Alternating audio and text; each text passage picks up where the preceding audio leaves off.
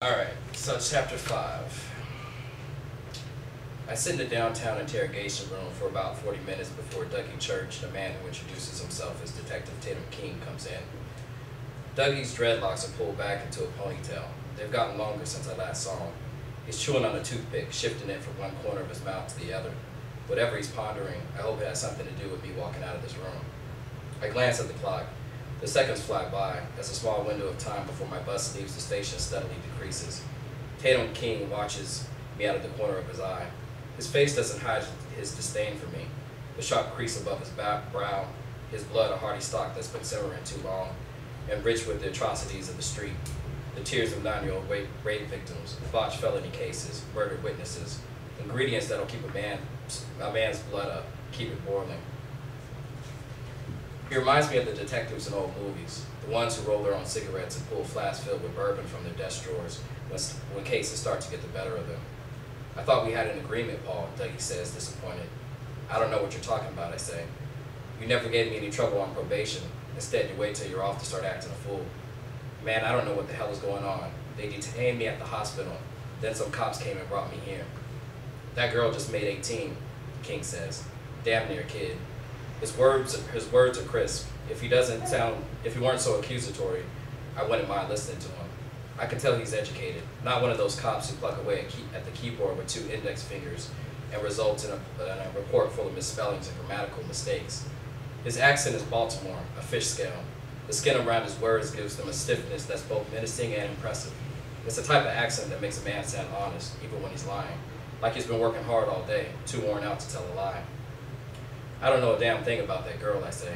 King sighs and then shuffles his feet like he's kicking imaginary dust across the floor. He's a tall man with the body of a swimmer.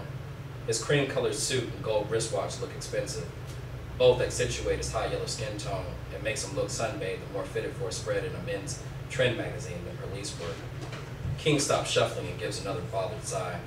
He moves behind me so his voice hovers over my head and I'm forced to turn around and face him. Sound like she knows you, though, he says. What? I ask. You beat her pretty bad, Paul, Dougie says. He takes a seat across from me and folds his hands on the table. He resembles a child at bedtime prayer. His fingers interlock, his eyes solemn. I never touched her, Dougie. You know me. I'm the one who brought her to the hospital. Guilt could have gotten the better of you, King says. Are you a church-going man, Paul? I slam my fist down on the metal table and King leans in closer, putting his arms around each side of my shoulders and gripping the edge of the table with his palms. This is just a game to him, a cop exercise, something he'll joke about in the bullpen in the local drinking hole. I can feel his hot breath on my neck. He whispers into my ear the way a woman would, the way Tammy did. You're lying, he says. He's so close I could break his nose if I want, and I would if it meant him shutting up, if it meant getting his sour breath off my skin and his voice out of my head.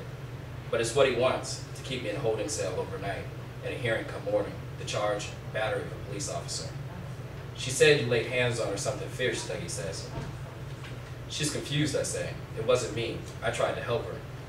I want to see her. You show me where she says I hurt her. Paul, I want to believe you, Dougie says. I do.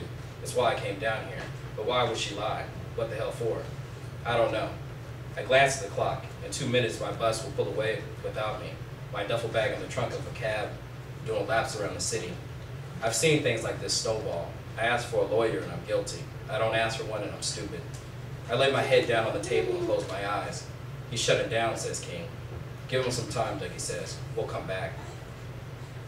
Hours later, Dougie brings me a cup of coffee and a granola bar from the vending machine. He places it in front of me, but he refuses me eye contact. Dougie, you know this isn't right, I say. Dougie doesn't respond and leaves the room. The white-hot light overhead is making me sweat, and I wonder how guilty I'm beginning to look. I tear the granola bar wrapper with my teeth and take a bite of the snack. I was beginning to get lightheaded, and the odor of the precinct wasn't helping. It's something between a hospital and a basement office. It reminds me of the first time I was locked up in county. I did a 6-month stint. I broke my grandfather's heart. He wrote to me once, expressing his disappointment. When I was released, I went to see him.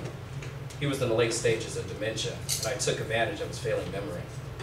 I convinced him that my jail time was a figment of his imagination, and instead of lockup, I was out of town on a business trip. It took 2 weeks for the false memory to completely take hold.